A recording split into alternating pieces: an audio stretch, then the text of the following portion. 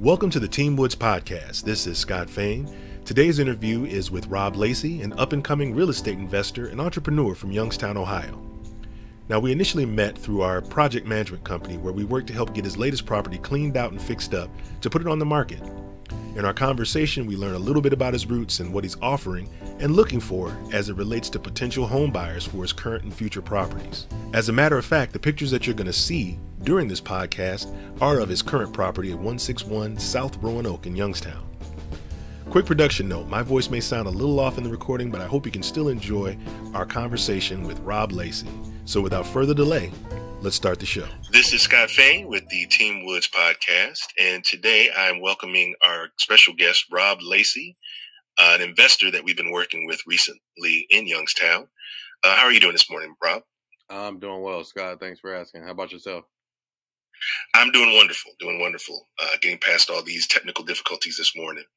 The reason that we're talking with Rob today is, or we're talking with you today, Rob, is that we've been working with you on some project management. You have a property that you are renovating in Youngstown, and just I know you're trying to build some things and build some investments and help the community, and just wanted to get to know you a little bit better and talk about what you're trying to do. So first off, you're not from Youngstown? I mean, excuse me, you are from Youngstown, correct? Yes. I was actually born in Chicago, but I spent a brief moment in Chicago. But shortly thereafter, we moved to Youngstown, and was pretty much born and raised there up until graduation. Then I actually went to the Navy directly from high school, and spent 4 years in the Navy, and came back home to Youngstown again briefly. Started with the company that I'm with today, and spent about a year there after I joined the Navy back in Youngstown working with my company, and I ended up transferring back out to Virginia where I last served in the military. And I've been in Virginia ever since 2007. Okay, you actually came out about a year ahead of me to Virginia, because I've been out here since late 2008. Oh, okay. Yeah, it's a beautiful place. I know. Just as a side note, all of my allergies kind of went away when I moved out here, so I fell in love after that. I wish I could say the same, Scott. So what's your occupation? What do you do for a living right now, if it's not investment, strictly investment? Yeah, outside of investments, I'm in the landscaping industry. I've been doing this for 15 years now. I made it to the management level, so I'm not out in the field as much anymore, but I've been doing it for 15 years, and hopefully this will be my last year as I embark upon my journey of, pursuing entrepreneurship.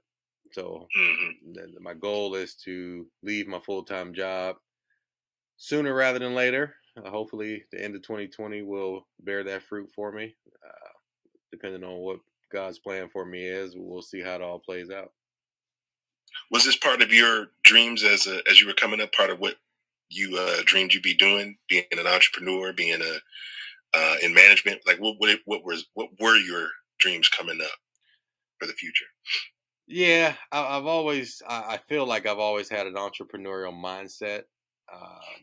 My mother was an entrepreneur, and my aunt was an entrepreneur in Chicago.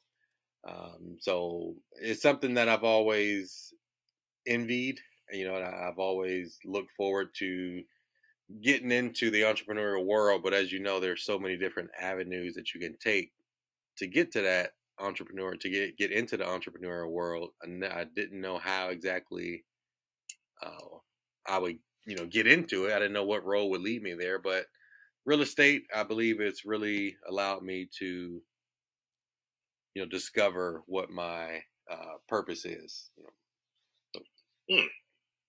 Okay.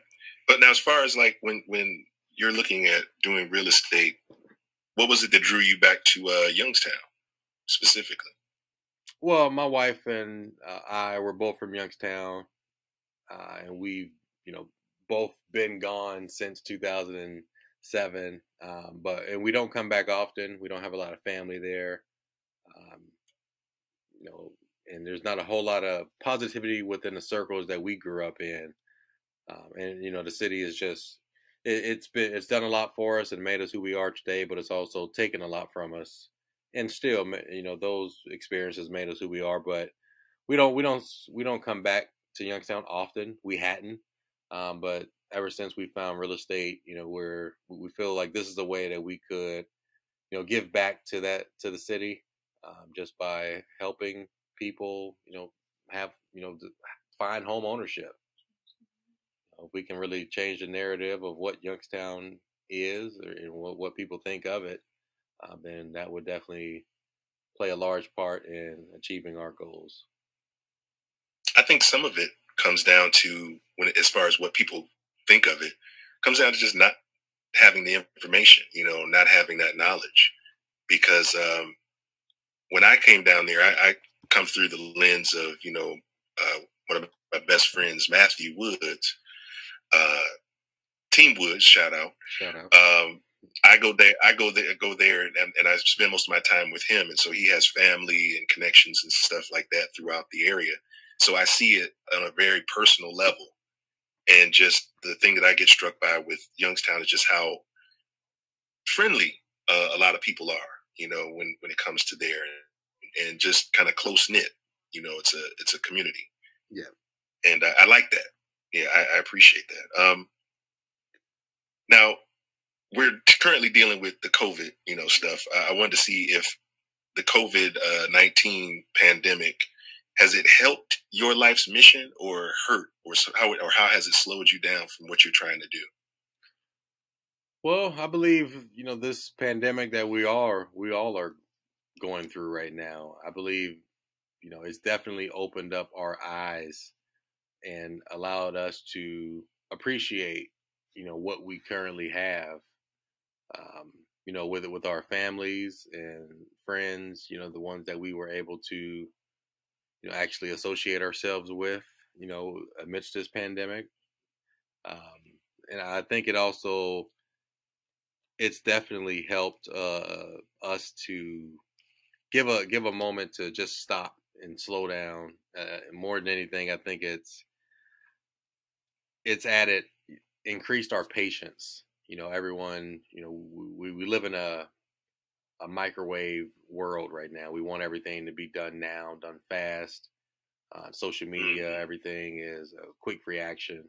I think this pandemic has allowed us to slow down a little bit, and just it increased everyone's patience. And that's just, I think I speak for everyone when it comes to that, because we were forced to sit down at this point. So it's definitely helped me grow. I like to think I'm closer to my wife, closer to my Heavenly Father, and just, of course, with my 3 children. They've been out of school, and we've been home from work for the most part. So it's definitely helped us, come together. Yeah, I like to think so. Yeah, it's a great way to take the positive from a negative. It's like, despite all the negative stuff going on, that is a good takeaway from it. I'm having similar with you. Like you said, everything's going so fast, and to have to sit here for these last few months kind of helps clear your mind, create some peace of mind, at least from all the crazy chaos that we were normally dealing with. Now it's different, but in some ways better. So what's your investment strategy for moving forward? Like, what are you trying to do right now? Right now, Scott, to be honest, I'm trying to leave my full-time job. Like I said, been doing it for 15 years. So I'm pursuing leaving my full-time job. So the only way that I can really do that, is to replace my salary. So in order for me to do that, I need to I'm looking for homes, real estate in the area that I could purchase and hold and get into that daunted industry of being a landlord. So I can, like I said, replace my salary with rental income. That's But what types of properties are you looking at? Are you looking to invest in? Well, currently, we started out with single family homes because that's where we feel like we're going to, make the most impact. There's a lot of, distressed homes in the area, unfortunately. So we're looking for homes that may be distressed or, families that have endured some pains from COVID, being out of work, losing hours, whatever it might be. We're looking to help families that feel like they don't have an alternative. Most people think when it comes to selling their home, they can only go through a real estate agent.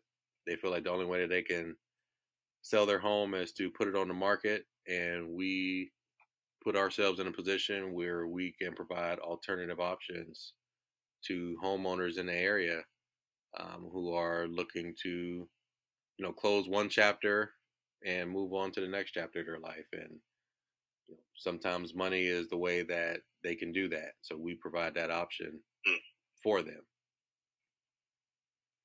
Okay, well, like specifically, do you have an example of like one example of way that you would help someone that's experiencing something like that? Because I know we talked about lease options and things like that, but I'm just curious. Well, yeah, I can go into a little greater detail on the property that you guys are working on. That we're working on together. So that gentleman, he was working out of General Motors, which that was the premier job in Youngstown. My mom worked at General Motors. My stepdad worked at General Motors growing up. My wife's stepdad worked at General Motors growing up. So that's the premier job in the area. Once General Motors closed, it changed a lot of people's plans living in Youngstown, and specifically the guy that we helped, he was relocated to Indiana, I think it was, and he had to go if he wanted to continue working with General Motors. He was being relocated to Indiana, and he had to leave his house back in Youngstown, and we were able to come to an agreement on price, and we were able to help him out so he didn't have to continue to pay two mortgages on both properties. So we were able to help him out after coming to an agreement on price. We were able to get him the cash that he needed to start his next chapter of his life within 30 days of meeting him. So it was a really quick and painless process, and I'd like to think that he would say the same. But yeah, yeah, I like that. Yeah. When you get a chance to help someone, we experienced a lot of that when the short sale boom was really going on, helping people out of situations like that. I wanted to find out. Okay, so you're looking at single family homes. Any areas in particular that you're focused on in Youngstown? No area in particular. Naturally, some areas are better than others. But that's just Youngstown. As we know it, the property that we actually were able to help this gentleman with, it was on the in between the West Side and Austintown. So this was a more desired area, if you will. So we were able to help him out, and then also we're working currently on trying to set up a situation where we can get a new family in that home and bless them with the opportunity of home ownership through like a lease option or a land contract. Yeah. So what we're doing, what we're pursuing on this property is a rent-to-own option. Just giving a family because a lot of us are, we have challenged credit, to say the least.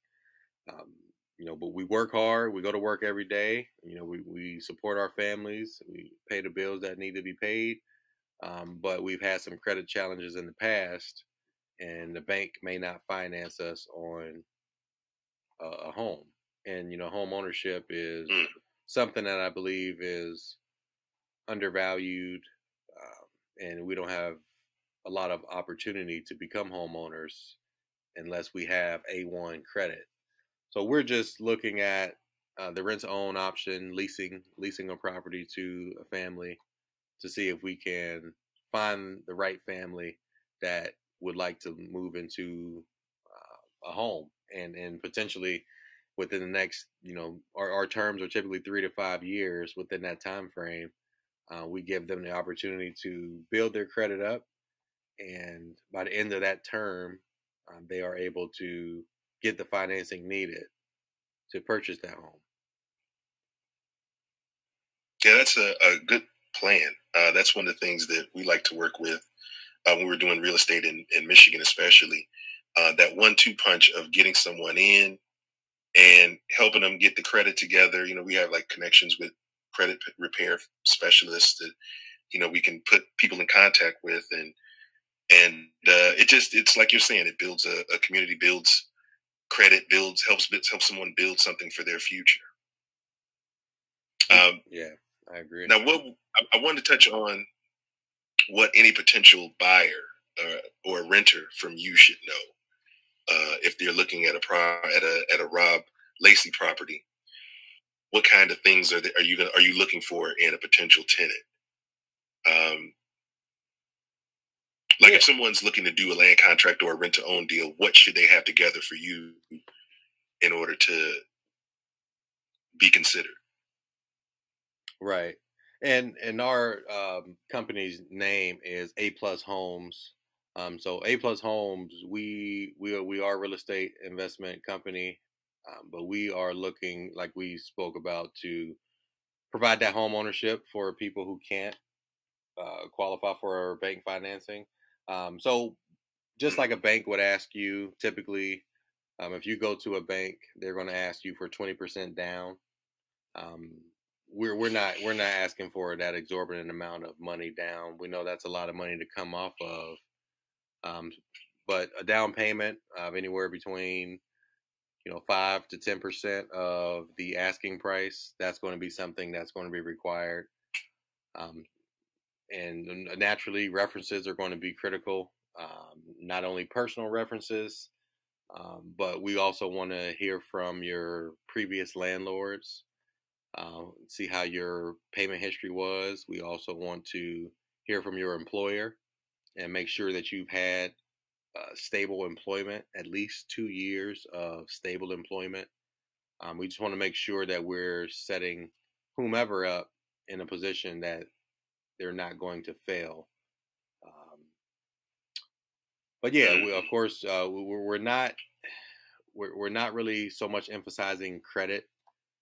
Because like we said, we know that people have challenged credit, so that's not going to be what disqualifies one from getting into a home. But more so if your job security and stability hasn't been there over the years, then that's one of the things that we're really going to be emphasizing on, is because we want to help people that have been out here working and just grinding, trying to make ends meet and provide a home for their family, and they hadn't been able to do that, and now here's an opportunity to be able to do just that. So, yeah, just a few of the things that we're it's like you're passing out breaks. What was that? It's like you're giving. It's like you're passing out breaks. Like sometimes people just need a little bit of a break. Exactly. And that's what it sounds like you're trying to provide someone with an opportunity to have a little bit of luck break their way. Exactly. Like you say, bless their family. Are there any red flags that you see on an application, or that you look, that when you see it, that just kind of, okay, maybe I want to look at this a little bit closer, or, you know what I'm saying? Like, anything that you're not looking for? Like I said, we're not emphasizing on credit as much as the next landlord or bank may. We're not emphasizing on credit, but we are definitely looking at employment. And if you haven't had, held down a job, like I said, for 2 years, then that's going to be a red flag for us. Because we know if you got a steady job, a stable job, and then you're able to afford what it's going to cost to, have this home, because it's a little more expensive than just living in an apartment. more responsibilities on the leasee's behalf. So we just want to make sure that they are responsible. And holding a job, I feel, with one employer, I feel like that is a sign of responsibility. So that's going to be one of the main things that we're looking for is job history. Okay. And then how long does your approval process take? Well, when someone submits an application. Well, I mean, we're actually working through that as we speak. But typically, once the applications come in, with COVID, everything's kind of slowed down. The world has slowed down, so it may be another couple weeks added on to this number. But typically, about 2 to 3 weeks, we have all of the information gathered that we need, as long as the applicant is forthcoming with the information that is being asked of them on the application. We want to be able to speak to your previous landlord and your employer, and honesty is the best policy. So just being forthcoming with that information, and it will help the process move a whole lot smoother. Yeah, I can understand that. Because it's just like you say, when it comes to providing someone a home, you want it from both sides. You're trying to be straightforward and honest to what you are providing, and you want the other person to reciprocate. My last question, as far as just potential investors or potential renters, whose name does the utility stuff? Are you guys covering any of the utilities, or how does that work? No. So the utilities, the only thing that we're going to cover is the trash service. But when it comes to the utilities, the electric, the gas, the water, all of that will be covered by the homeowner. The homeowner. Okay. All right. So, how do people get in touch with you if they're interested in properties that you have and want to submit an application on one of the properties that you're going to be working